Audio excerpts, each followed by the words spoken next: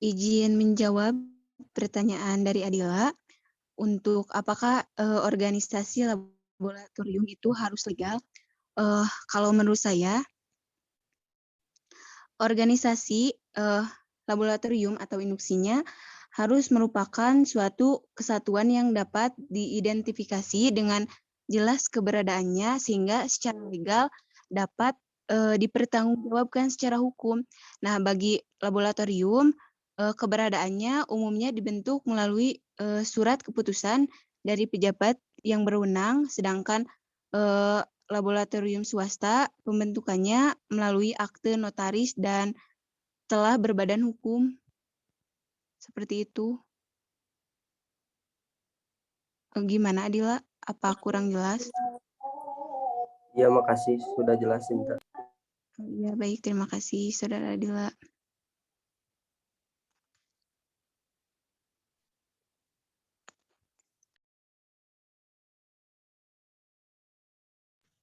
Untuk Dian dan tadi Teh Epag atau Yunipa yang bertanya, bisa ditulis lagi di kolom chat pertanyaannya.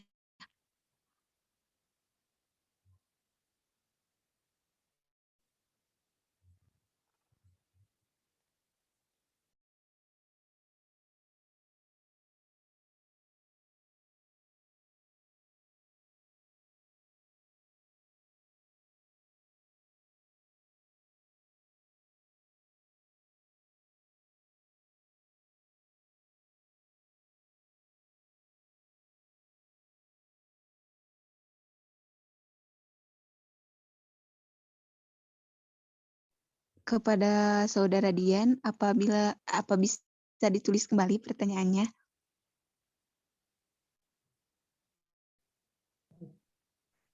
Ini tanya.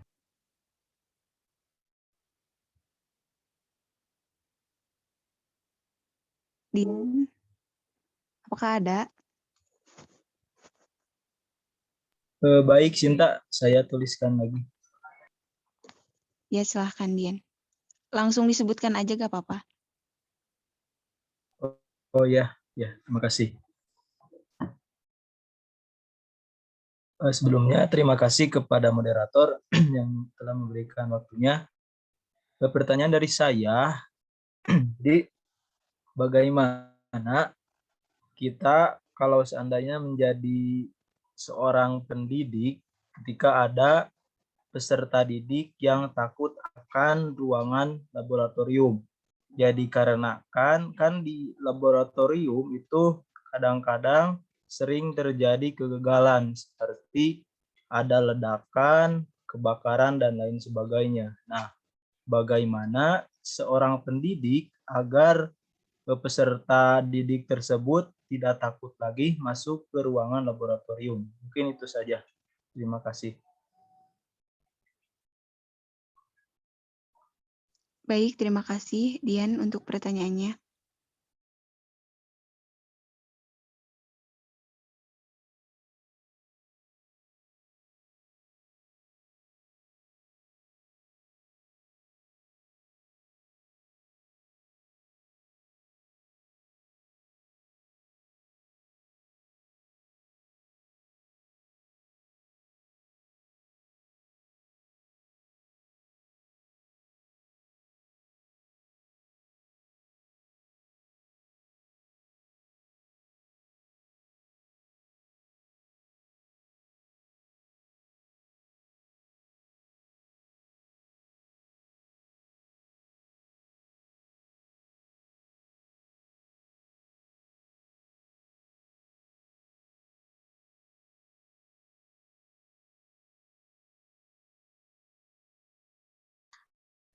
Izin menjawab pertanyaan dari Dian.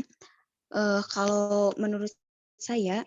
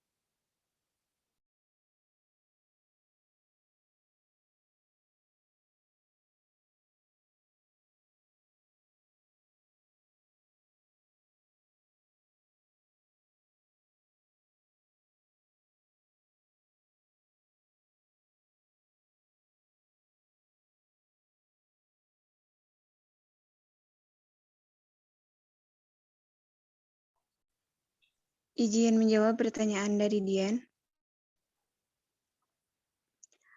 Kalau menurut saya, yang pertama yang harus dilakukan oleh seorang pengajar yaitu memberitahu terlebih dahulu tentang struktur dari organisasi lab itu sendiri untuk menjelaskan tugas-tugasnya. Oh, jadi si siswa itu tahu bahwa di lab itu ada keamanannya, ada sistem yang seperti apa gitu. Jika masih takut juga, pasti pada awalnya juga si pengajar teh pasti akan ngejelasin lab ini tuh kayak gimana, lab ini tuh ada benda apa aja yang berbahaya, yang jangan disentuh gitu. Jadi dijelasin dulu tata tertibnya, apa aja alat yang harus dipegang hati-hati, apa aja alat yang harus nggak boleh dipegang. Dan pasti di lab itu kan ada pengarahnya, pengarah praktikum gitu. Jadi siswa tersebut akan lebih paham dan akan lebih mengerti. Mungkin seperti itu. Gimana Dian? Apa kurang jelas? Apa sudah jelas? Apa kurang jelas? Apa masih bingung gitu? Baik, terima kasih atas jawabannya, Sinta. Mungkin ada sedikit lagi pertanyaan dari saya. Nah, Silahkan. jujur saja, saya itu belum pernah itu merasakan bagaimana ada di ruangan laboratorium dan juga bagaimana rasanya bisa praktikum di laboratorium. Nah, mungkin saja dari kelompok ini ada yang sudah tahu dan sudah pernah mempraktikkan di laboratorium itu bagaimana rasanya? Apakah ketika praktik yang kita lakukan itu gampang atau alat-alat yang belum kita ketahui itu susah kita lakukan atau kita gunakan? Itu seperti apa? Kalau pengalaman saya sendiri ya di sekolah saya, gimana ya pas kata guru kimia itu mau melaksanakan suatu praktikum, di diri saya nggak ada rasa takut apa gimana, malah ketika kita ke lab itu kita teh ngerasa senang gitu, ngerasa tertantang gitu. Terus pas pelaksanaan praktikum sendiri, guru tersebut teh mengarahkan kepada kita bahwa tata tertibnya seperti ini alatnya jangan dipegang mulutnya terlalu keras gitu. Terus jangan sampai cairan ini terkena ini. Nah itu tuh dijelasin dulu Dian. Baru kita melaksanakan suatu eksperimen itu sambil diawasi oleh guru tersebut. Izin menambahkan. Silahkan. Untuk pertanyaan pertama dari Dian, yaitu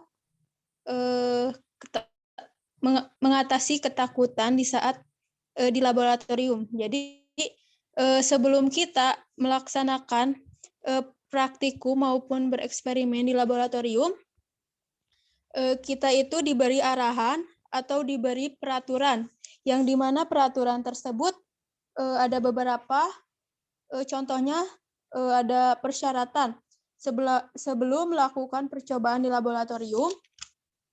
Lalu ada persyaratan yang dimana saat melakukan percobaan di laboratorium, lalu setelah melakukan atau melaksanakan percobaan di laboratorium itu harus seperti apa saja. Jadi tidak meminimalisir untuk terjadinya kecelakaan. Lalu kalau untuk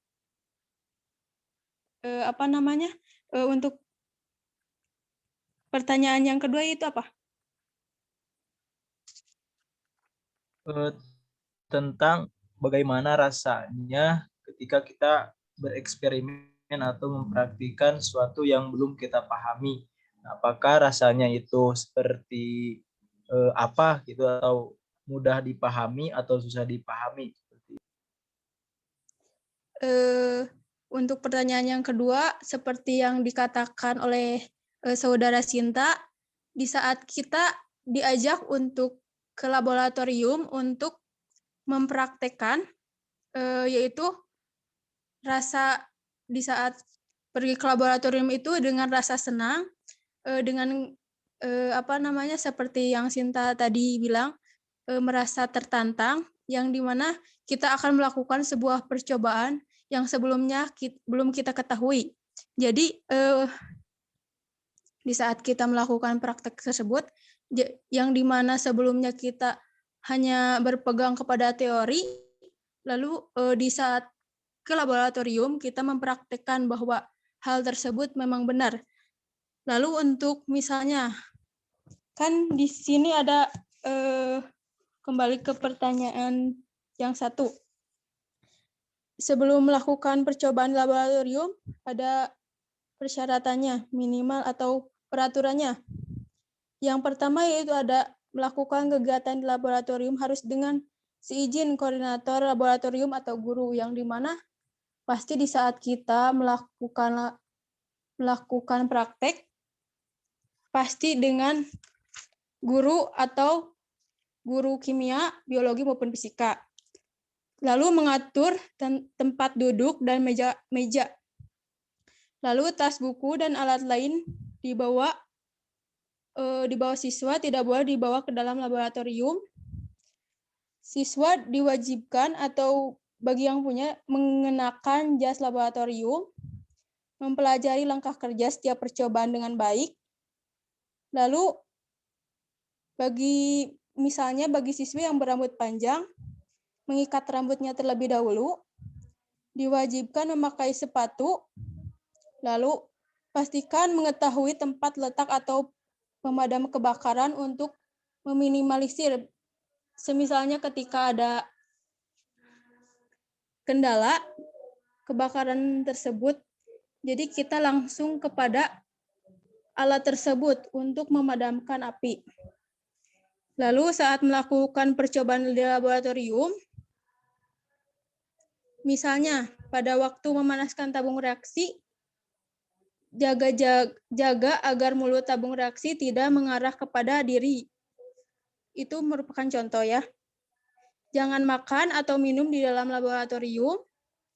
Lalu jika terkena tumpahan bahan kimia, segera membasuh dengan air mengalir. Lalu laporkan setiap kecelakaan yang terjadi kepada guru atau misalnya laboran atau kepada guru fisika, biologi maupun kimia tersebut. Lalu setelah melakukan percobaan laboratorium, jangan lupa untuk menutup keran air atau mematikan gas atau api dan melepaskan alat-alat listrik dari sumber listrik.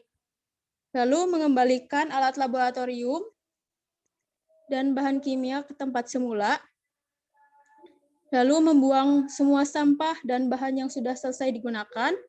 Lalu membersihkan kembali meja kerja atau meja yang telah kita gunakan, lalu mencuci tangan dengan sabun. Hal tersebut merupakan untuk meminimalisir kecelakaan di laboratorium. Jadi dengan adanya peraturan tersebut, kita mematuhi peraturan tersebut, kita akan meminimalisir terjadinya kecelakaan di laboratorium. Mungkin itu yang sedikit saya sampaikan. Terima kasih. Bagaimana Saudara Dian? Apa sudah puas? Apa masih kurang jawabannya? Baik, terima kasih banyak atas jawabannya dari Sinta juga Dea. Jujur jawabannya sangat jelas sekali dan saya paham terhadap hal yang tadi yang saya tanyakan. Mungkin satu hal lagi dari saya itu, saya belum tahu tentang alat-alat apa saja yang ada di laboratorium seperti itu. Mungkin dari kelompok ini ada yang mengetahui alat-alat apa saja yang ada di dalam laboratorium itu. Seperti itu. Terima kasih. Izin ya, biasanya seperti Microsoft untuk meneliti suatu benda atau kuman ya, misalkan seperti di sekarang ini ya, untuk meneliti virus ya, virus corona. Itu diteliti oleh namanya Microsoft. Dan ada juga kaca pembesar, di mana kaca pembesar ini untuk gunanya untuk melihat suatu benda baik atau tidaknya, itu benda bisa diteliti atau tidak, itu seperti apa. Mungkin itu. Maaf.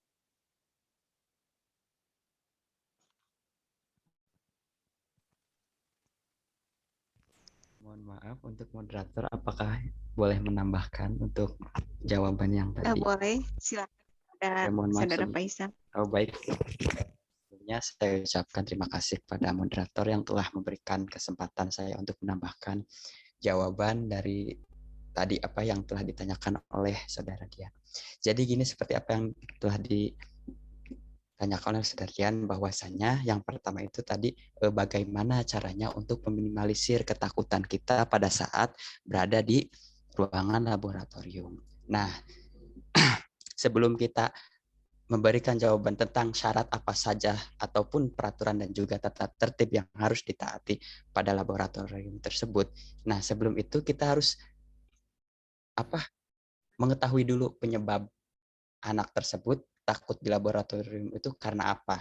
Nah, mungkin kalau semisalkan ya, kalau menurut saya pribadi, kalau semisalkan udah mah kita takut, kita langsung diberikan tata tertib atau peraturan yang tidak diperbolehkan di laboratorium tersebut, seperti tadi yang telah diutarakan oleh Saudara Dea dan juga Saudari Sinta, bahwasanya tidak boleh pegang ini terus apa segala macam. Nah, justru itu kalau saya pribadi ya udah mah saya takut, langsung dikasih peraturan seperti itu, justru kitanya malah langsung takut gitu, malah jadi tambah panik gitu, tambah panik. Mungkin kalau menurut saya pribadi, sebelum kita memberikan tata tertib ataupun peraturan yang harus diikuti di laboratorium tersebut, sebelumnya kita edukasi dulu, edukasi tentang laboratorium itu, beri penjelasan bahwasanya laboratorium itu ini loh gitu, laboratorium itu bisa misalkan seru loh gitu. Serunya kenapa? Serunya kita bisa mengadakan eksperimen-eksperimen yang sekiranya belum diketahui sebelumnya. Jadi kita itu sekiranya buat dulu mindset dari anak tersebut itu supaya tidak takut lagi. Nah, itu kita harus membuat mindset anak tersebut supaya dihilangkan dulu gitu pikiran yang aneh-aneh yang tentang ketakutan di laboratorium tersebut. Nah, setelah kita memberikan edukasi, pemahaman tentang laboratorium itu seperti apa, nah barulah kita menjelaskan tentang tata tertib. Nah, semua contohnya kayak gini. Nah, jadilah sekarang kalian sudah tahu kan laboratorium itu seperti ini, seru kayak gini, eksperimennya kayak gini.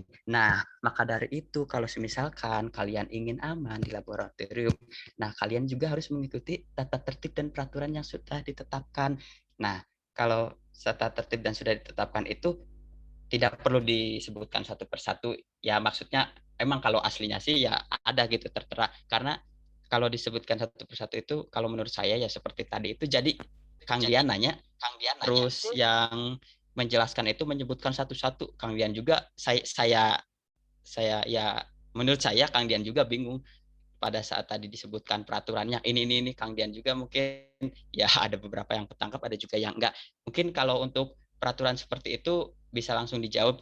Kalau untuk peraturan sendiri dan tata tertib sendiri, kita juga harus mengikuti tata tertib yang telah ditetapkan sesuai dengan kebijakan setiap masing-masing laboratorium di setiap lembaga atau sekolah gitu. Nah, mungkin itu saja. Nah, terus untuk tadi juga yang kata Kang Dian, di laboratorium itu gimana sih perasaannya, seru atau tidak? Nah, kalau untuk itu ya kalau saya sendiri rasa ya saya seru gitu, soalnya kita kan bisa bereksperimen. Ya kembali lagi pada terhadap mindset kitanya. Kalau kita mindsetnya masih takut tentang laboratorium, pemahaman kita juga belum terlalu mendalami tentang laboratorium itu seperti apa, ya itu tadi yang dikhawatirkan malah jadi gugup gitu kan ya. Nah gitu. Terus untuk peralatan sendiri ya, kalau yang saya tahu gitu di laboratorium itu ya, kalau untuk peralatan sendiri emang tergantung dari setiap lembaga sih ya, tergantung setiap sekolah juga. Kadang kan ada yang setiap sekolah itu sudah memfasilitasi secara secara komplit gitu. Ada juga yang mungkin hanya beberapa fasilitas yang ada gitu, tidak komplit seperti sekolah-sekolah yang lain. Ya mungkin kita bisa contohkan secara mendasarnya aja dulu, seperti yang minimal kayak tadi yang telah disebutkan oleh saudara Cecep tentang mikroskop untuk meneliti suatu partikel gitu, ataupun seperti ya mungkin virus atau itu segala macam. Nah itu mungkin salah satunya. Terus mungkin ada tentang tentang kaca cembung atau apa gitu untuk sinar X atau sinar laser seperti itu ya. Mungkin seperti itu dari saya, kurang lebihnya mohon maaf kalau misalkan ada salah-salah kata ataupun kurang jelas. Terima kasih. Terima kasih banyak kepada Saudara Faisal yang telah menambahkan jawabannya. Alhamdulillah jawabannya begitu jelas, dapat dipahami. Terima kasih. Baik, sama-sama, terima kasih kembali. Untuk teman-teman yang lain, bagaimana? Apakah masih ada pertanyaan?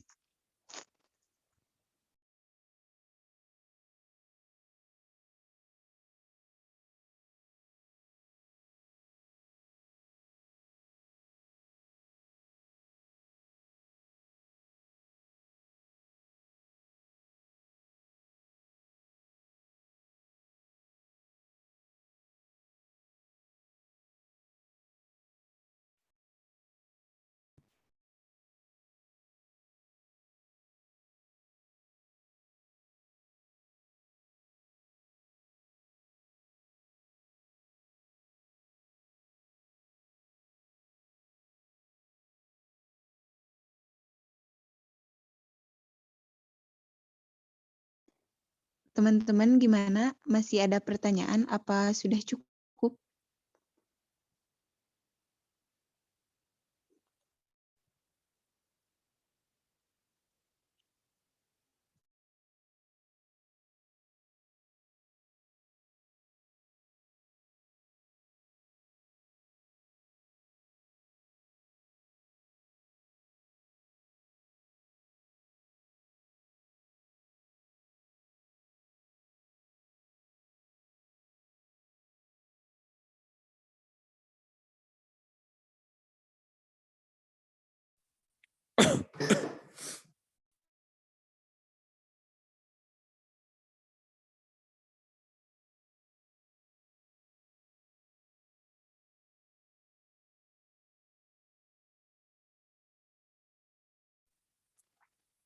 Beres ini teh beres.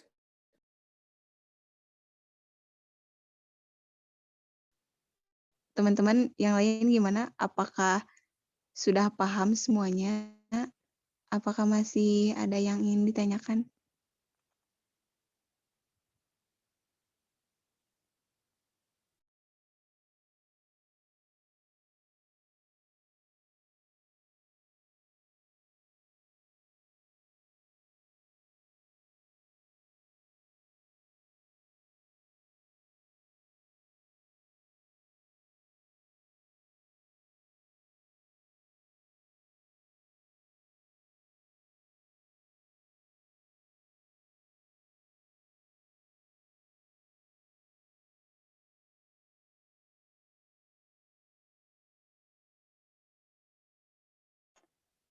Sepertinya teman-teman semuanya sudah paham dan tidak ada pertanyaan yang ingin ditanyakan lagi.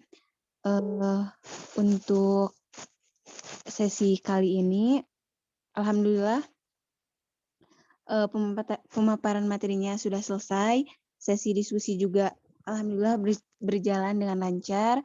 Terima kasih kepada Saudari Ningsih yang telah merekod pertemuan kali ini, dan terima kasih juga kepada semua penanya. Mohon maaf bila jawabannya kurang jelas, dan terima kasih juga kepada Saudara Faisal yang sudah menambahkan jawabannya dengan begitu baik. Untuk menutup pertemuan kali ini, kita ucapkan alhamdulillah bersama-sama. Alhamdulillahirabbil alamin.